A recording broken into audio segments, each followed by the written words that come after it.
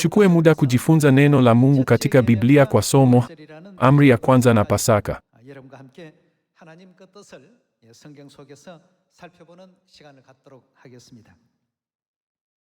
Leo kuna makanisa mengi sana duniani kama mchanga ulio pwani ya bahari. Walakini hawaiadhimishi Pasaka. Hawaadhimishi Pasaka. Inamaanisha kwamba hawaishiki amri ya kwanza ya Mungu. Tunaweza kulihakikisha hilo kwa kujifunza neno la Mungu leo. Kutoishika Pasaka maana yake ni kutoishika amri ya kwanza.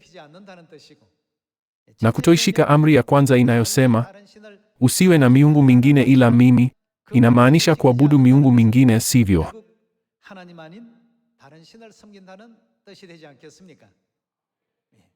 Basi je, wanaweza kupata baraka, wokovu na mbinguni kwa kuabudu miungu mingine? Ni wazi kabisa kwamba hawawezi kwenda katika ufalme wa mbinguni. Bila kuadhimisha Pasaka hakuna anayeweza kwenda mbinguni. Tunahitaji kulihakikisha hili kupitia ushuhuda wa Biblia na sio tu kusema kulingana na maoni yetu. Sababu tunataka kujifunza hili ni kuwa bila shaka linahusiana na wokovu wetu. Kulingana na Petro wa kwanza sura ya 8, lengo la imani yetu ni nini? Ni wokovu wa roho zetu. Hili ni lengo muhimu zaidi. Walakini tusipoadhimisha Pasaka ambayo ni amri ya kwanza, tutaishia kuabudu miungu mingine. Na tunapoabudu miungu mingine, tutaishia kwenda jehanamu ya milele. Leo tujifunze kuhusu hili. Tuangalie Mathayo sura ya 22 na tujifunze kwa undani kuhusu mapenzi ya Mungu kuhusu amri ya kwanza. Mathayo sura ya 22 mstari wa 34. Mafarisayo waliposikia kwamba Yesu alikuwa amewanyamazisha Masadukayo, Mafarisayo wakakusanyika pamoja. Mmoja wao, mtaalamu wa sheria, akamuuliza swali ili kumjaribu akisema, "Mwalimu, ni amri ipi katika sheria iliyo kuu kuliko zote?" Yesu akamjibu, "Mpende Bwana Mungu wako kwa moyo wako wote na kwa roho yako yote na kwa akili zako zote. Hii ndiyo amri iliyo kuu, tena ni ya kwanza."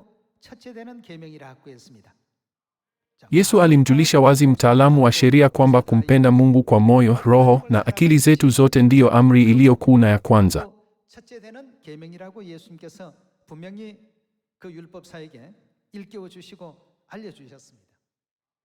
Basi tunawezaje kujua ni nani kweli anampenda Mungu kwa moyo, roho, akili na nguvu zake zote? Tunawezaje kumtofautisha na wengine? Hakuna kipimo cha kupima moyo. Hivyo tunahitaji kutafuta kielelezo cha wale waliompenda Mungu kwa moyo, akili na roho yao yote katika Biblia. Tunapaswa kupata jibu katika Biblia, sivyo? Tuangalie Wafalme wa Pili sura ya 23 na tutafute jibu la hili. Wafalme wa Pili sura ya 23 mstari wa 21.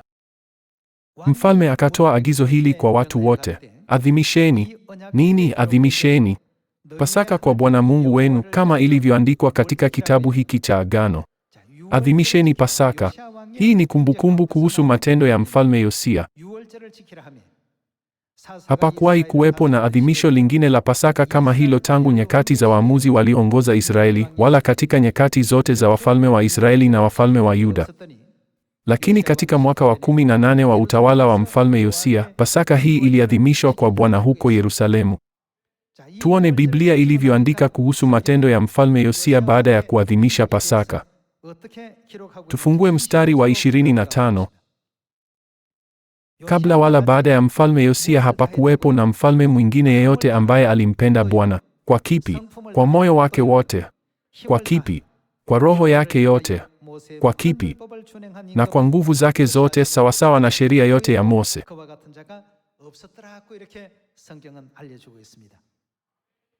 Mtaalamu mmoja wa sheria alipomuuliza Yesu, amri iliyo kuu ni ipi? Yesu alisema, mpende Bwana Mungu wako kwa moyo wako wote na kwa roho yako yote na kwa akili zako zote. Hii ndiyo amri iliyo kuu na ya kwanza. Hakuna anayeweza kupima kama tunapenda kwa moyo na akili zetu zote. Walakini kwenye Wafalme wa Pili sura ya 23 mstari wa 21, baada ya mfalme Yosia kuadhimisha Pasaka, Mungu alisema, kabla wala baada ya Yosia hapakuwa na mfalme kama yeye aliyemwelekea Bwana kwa moyo wake wote na kwa roho yake yote na kwa nguvu zake zote. Ni lini kuna uwezekano wa kumpenda Mungu kwa moyo wote, roho yote, akili zote na nguvu zote? Tunaposhika nini? Tunaweza thibitisha haya yote yanawezekana tukiadhimisha Pasaka. Yesu alituambia kwamba hii ndiyo amri ya kwanza. Basi tukumbuke amri ya kwanza ni ipi miongoni mwa amri 10? Ni usiwe na miungu mingine ila mimi, sivyo? Basi inamaanisha kwamba tunaweza kuitimiza amri ya kwanza, usiwe na miungu mingine ila mimi, tukiadhimisha Pasaka. Tuelewe hili tukiangalia Kumbukumbu sura ya 6. Kumbukumbu sura ya 6 mstari wa 4. Sikia, Israeli, Bwana Mungu wako, Bwana ni mmoja. Inasema tufanye nini? Inaonyesha mafundisho ni yale yale. Mpende Bwana Mungu wako kwa moyo wako wote na kwa roho yako yote na kwa nguvu zako zote. Amri hizi ninazokupa leo zitakuwa katika moyo wako. Wafundishe watoto wako kwa bidii. Nena kuhusu amri hizi uketipo nyumbani na wakati utembeapo njiani, ulalapo na uamkapo. Zifunge. Nini zifunge? Kama alama juu ya mkono wako. Na kufanya nini? Na uzifunge juu ya paji la uso wako. Ziandike kwenye mimo ya milango ya nyumba yako na juu ya malango yako. Mungu alituambia tufunge kumpenda Mungu kwa moyo, roho, akili na nguvu zote kama alama mikononi na kuzifunga kwenye paji za nyuso zetu. Tuone ni lini hili lilitukia. Tufungue Kutoka sura ya 13 na tupate jibu kwa hili. Kutoka sura ya 13 mstari wa 8. Siku ile utamwambia mwanao, nafanya hivi kwa sababu ya jambo ambalo Bwana alinitendea nilipotoka katika nchi ya Misri. Adhimisho hili litakuwa nini? Kama alama kwenye mkono wako na ukumbusho katika paji lako la uso, kwamba sheria ya Bwana inapaswa iwe kinywani mwako. Kwa kuwa Bwana alikutoa katika nchi ya Misri kwa mkono wake wenye nguvu. Ni lazima uishike amri hii kwa wakati uliopangwa mwaka baada ya mwaka. Inamaanisha kila mwaka. Katika Kutoka sura ya 13, Mungu anaeleza Pasaka. Mungu alituambia nini kuhusu Pasaka?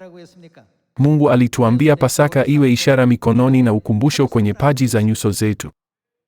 Pia katika Kumbukumbu la Torati sura ya 6, Mungu alisema, fungeni maneno, mpende Mungu kwa moyo, roho na nguvu zote kama alama mikononi na uyafunge kwenye paji za nyuso. Kwa maneno mengine, kwa kushika nini twaweza kumpenda Mungu kwa moyo, roho na akili zote? Tukiadhimisha Pasaka, twaweza kumpenda Mungu kwa moyo wote. Twathibitisha hili katika Kumbukumbu la Torati sura ya 6 na Kutoka sura ya 13. Mungu alisema kumpenda kwa moyo, roho na akili zote ndiyo amri ya kwanza. Lakini amri ya kwanza ni usiwe na miungu mingine ila mimi. Kwa maneno mengine, tukiadhimisha Pasaka, tunamwabudu Mungu pekee, si miungu mingine.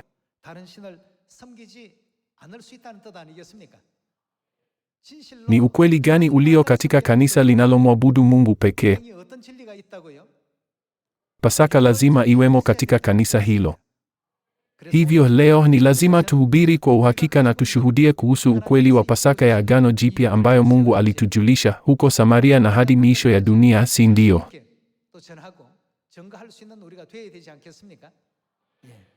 Tuone kama Mungu hufanya tusiabudu miungu mingine ila yeye tukishika Pasaka. Tuthibitishe hili. 확인을 한번 해보도록 하겠습니다. Wafalme wa Pili sura ya 23 mstari wa 21. Mfalme akatoa agizo hili kwa watu wote: adhimisheni Pasaka kwa Bwana Mungu wenu, kama ilivyoandikwa katika kitabu hiki cha Agano. Hapakuwahi kuwepo na adhimisho lingine la Pasaka kama hilo tangu nyakati za waamuzi walioongoza Israeli, wala katika nyakati zote za wafalme wa Israeli na wafalme wa Yuda. Lakini katika mwaka wa 18 wa utawala wa mfalme Yosia, Pasaka hii iliadhimishwa kwa Bwana huko Yerusalemu. Ni kazi gani ya ajabu iliyotokea baada ya kushika Pasaka?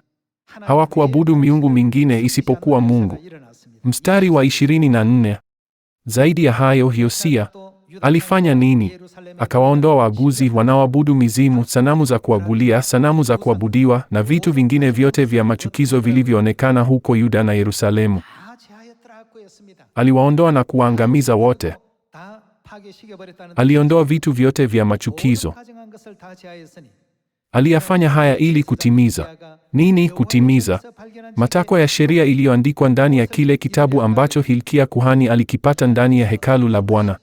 Inasema alifanya hivi kulingana na sheria ambayo Mungu aliamuru. Baada ya kuadhimisha Pasaka, waliharibu sanamu. Hili halikutokea wakati huu tu. Ukiangalia Mambo ya Nyakati ya Pili sura ya 30, jambo hilo hilo lilitukia wakati wa mfalme Hezekia, si tu wakati wa mfalme Yosia, sivyo? Baada ya kuadhimisha Pasaka, Waisraeli walifanya jambo gani la kwanza? Waliharibu sanamu zote. Kwa maneno mengine, Mungu aliwaruhusu wasiabudu miungu mingine, bali Mungu tu kupitia Pasaka.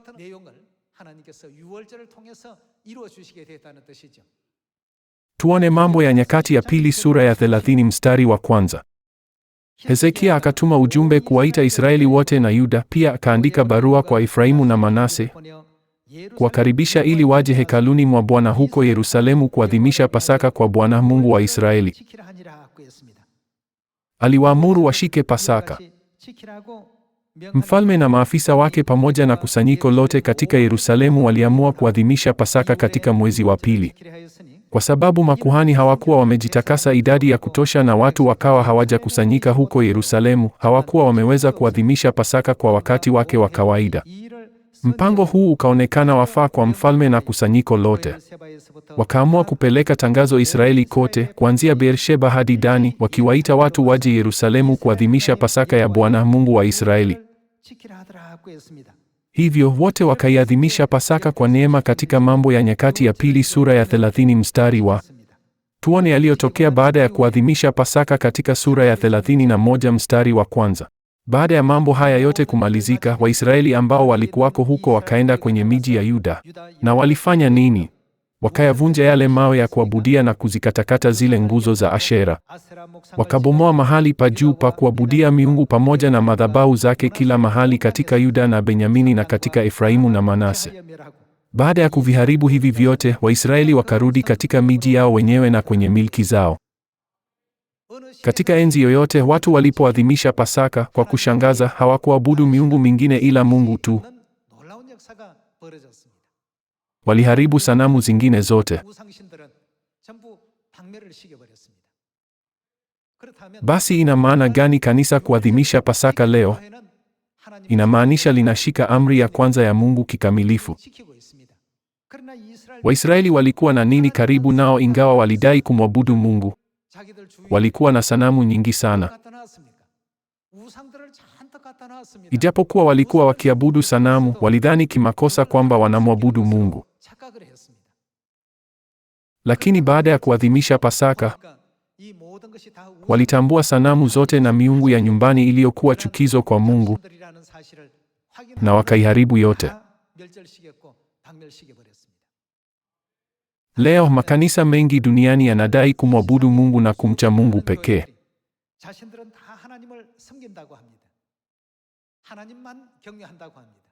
Hata hivyo, hawaiadhimishi Pasaka.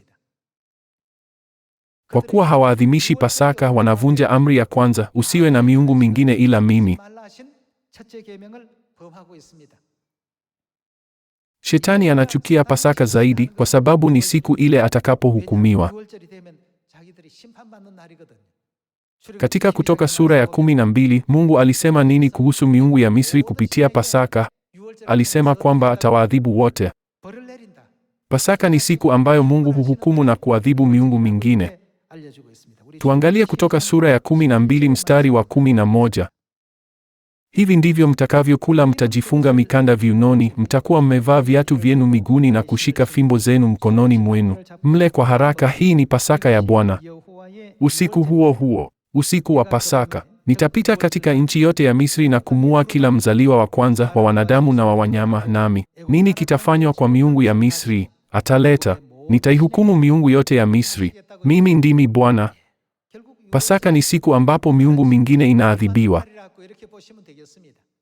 Basi ilikuwa hivyo tu katika wakati wa Kutoka? Hapana. Kuanzia siku hiyo, ahadi hii ya Mungu imo katika Pasaka. Ndiyo maana katika kitabu cha Kumbukumbu la Torati imeandikwa kwamba wale wanaojaribu kuiondoa Pasaka wanapaswa kuangamizwa wote. Tufungue Kumbukumbu sura ya 13. Sura ya 13 mstari wa kwanza. Kama nabii au yule anayetabiri kwa njia ya ndoto akijitokeza miongoni mwenu na akawatangazia ishara ya miujiza na ajabu, ikiwa ishara au ajabu ya aliyozungumza ikatokea, naye akasema, na tufuate miungu mingine, miungu ambayo hamjaifahamu, na tuiabudu, kamwe msiyasikilize maneno ya nabii wala mwota ndoto huyo.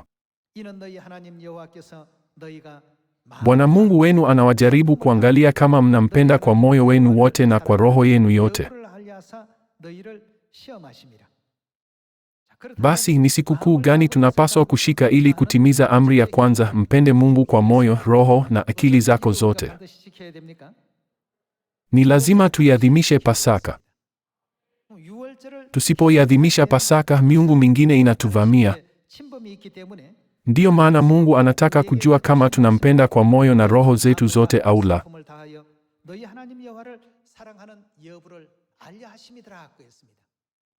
Katika mahali ambapo Pasaka haiadhimishwi, watu huabudu miungu mingine bila shaka.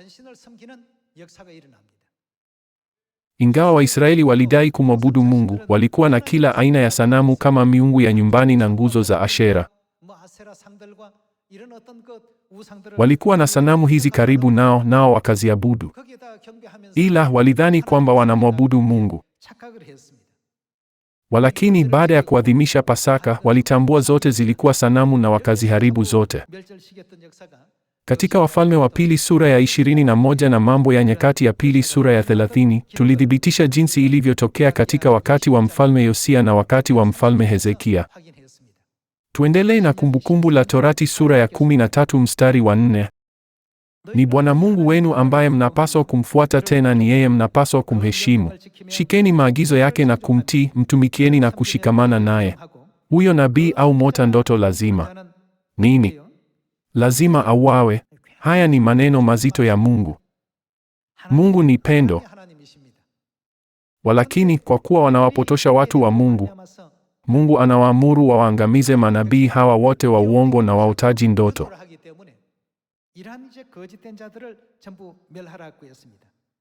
Kwa sababu amehubiri nini? Amehubiri uasi dhidi ya Bwana Mungu wenu ambaye aliwatoa kutoka nchi ya Misri na kuwakomboa kutoka nchi ya utumwa. Wanahubiri uasi dhidi ya Mungu na huwafanya watu kuabudu miungu mingine. Ni lini Mungu aliwakomboa watu wake kutoka nchi ya Misri, nchi ya utumwa? Ni Pasaka, sivyo? Amejaribu kuwageuza kutoka njia ambayo Bwana Mungu wenu aliwaagiza mfuate. Amejaribu kufanya nini? Amejaribu kuwageuza kutoka njia ambayo Mungu aliwaagiza. Amejaribu kuwageuza kutoka njia ambayo Bwana Mungu wenu aliwaagiza mfuate. Ni lazima muondoe uovu miongoni mwenu. Katika nyakati zote, Shetani daima hujaribu kuiharibu Pasaka kwa kuwatumia manabii wa uongo. Akiharibu Pasaka tu, watu hupata nafasi ya kukubali miungu mingine na si Mungu. Lakini watu wanapoadhimisha Pasaka, hawana nafasi ya kukubali miungu mingine. Hakuna mwanya kwa Shetani kuingia, kwa kuwa Mungu alizuia njia zote mbaya kupitia ukweli wa Pasaka. Katika ulimwengu wa kiroho usioonekana, Mungu aliweka mfumo unaotuwezesha kumwabudu yeye pekee, si miungu mingine, kupitia Pasaka. Watu wanaosema kwamba hawahitaji kuadhimisha Pasaka kimsingi wanasema kwamba hawahitaji kumtumikia Mungu. Je, makanisa kama hayo yanawezaje kuokolewa na yanawezaje kutazamia mbinguni? Hakika Mungu alituambia tuondoe uovu miongoni mwetu kwa kuwaangamiza watu kama hao. Mungu alitujulisha waziwazi kwamba wanawafanya watu waache njia ya kumpenda Mungu kwa moyo, roho na akili zao zote. Tunaweza kuthibitisha kwamba watu wasio na ukweli wa Pasaka, ingawa wanadai kumwabudu Mungu, ni sawa na Waisraeli waliodai kumwabudu Mungu lakini waliabudu kila aina ya sanamu, miungu ya nyumbani na nguzo za Ashera.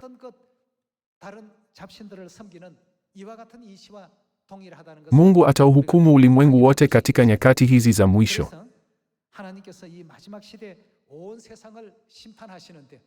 Ingawa watu husema kwa midomo yao kwamba wanamwabudu Mungu, wanaabudu miungu mingine isipokuwa kanisa la Mungu. Ndiyo maana Mungu alisema kwamba atawaadhibu. Katika Isaya sura ya 24 mstari wa 1 imeandikwa, "Tazama, Bwana ataifanya dunia kuwa ukiwa na kuiharibu, naye atauharibu uso wake na kutawanya wakao ndani yake." Isaya alitabiri kwamba Mungu angeachilia ghadhabu yake akiharibu uso wa dunia. Mstari wa 2, "Ndivyo itakavyokuwa kwa makuhani na kwa watu, kwa bwana na kwa mtumishi." Tuendelee na mstari wa 3, "Dunia itaharibiwa kabisa na kutekwa nyara kabisa." Bwana amesema neno hili. Dunia inakauka na kunyauka, dunia inanyong'onyea na kunyauka, waliotukuzwa wa dunia wananyong'onyea. Dunia imetiwa unajisi na watu wake. Hii inatokea kwa sababu hawajatii nini? Wameacha kutii sheria takatifu za Mungu. Wamevunja amri na wamefanya nini? Kuvunja agano la milele. Agano la milele ni nini? Ni Pasaka ya Agano Jipya, sivyo? Inamaanisha nini kwamba walivunja Pasaka ya Agano Jipya? Inamaanisha kwamba wote waliabudu miungu mingine. Kwa hiyo mstari wa 5 wasema, wameacha kutii sheria, wamevunja amri na kuvunja agano la milele. Kulivunja agano la milele kunamaanisha kuliacha agano la milele, sivyo? Kuliacha Pasaka ya Agano Jipya kunamaanisha kwamba wanaabudu miungu mingine mbali na amri, msiwe na miungu mingine ila Mungu.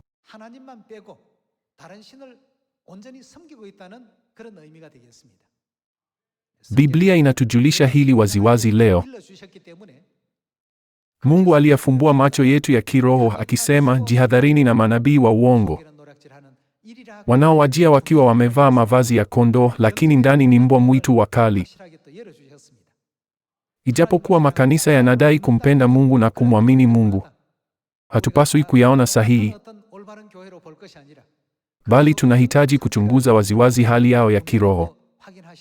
Tumebarikiwa sana na ukweli wa Agano Jipya. Baba wa mbinguni na Mama wa mbinguni walikuja duniani katika mwili kutujulisha Pasaka ya Agano Jipya.